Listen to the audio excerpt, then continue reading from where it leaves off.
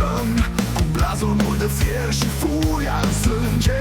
Neagră-i oceanul cu spirite furioase, fiecare val aduce povești amestetoare.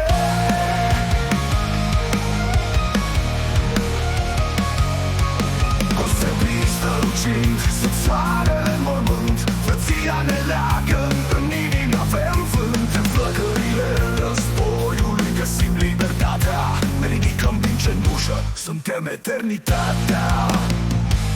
Vikingii în focul războiului, războinici ai întunericului.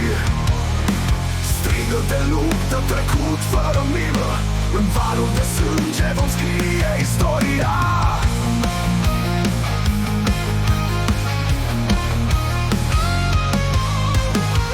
Pe țărmuri înghețate, ecou de tunete, valea destinului, cu umbre și venete.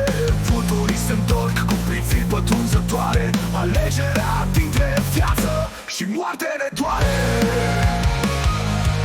Consăbii strălucind sub soarele în mormânt, frăția ne leagă, în inimi avem vânt. Fiecare inamic, o lecție de fier, cu voință de leu chemăm viitorul fier. Vikingii în focul războiului, războinici ai întunericului.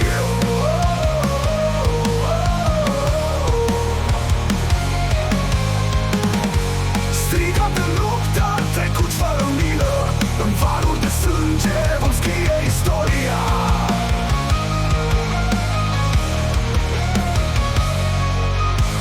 Țângii în focul războiului, războinici ai întunericului.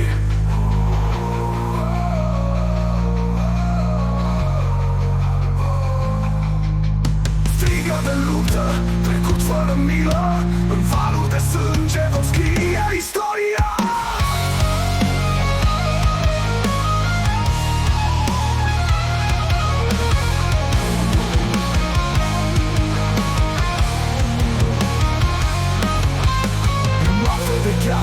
Sub stelele moarte, suflete pierdute, dar lupta nu poate. Credința în runele antice, forță veche în viziunile noastre se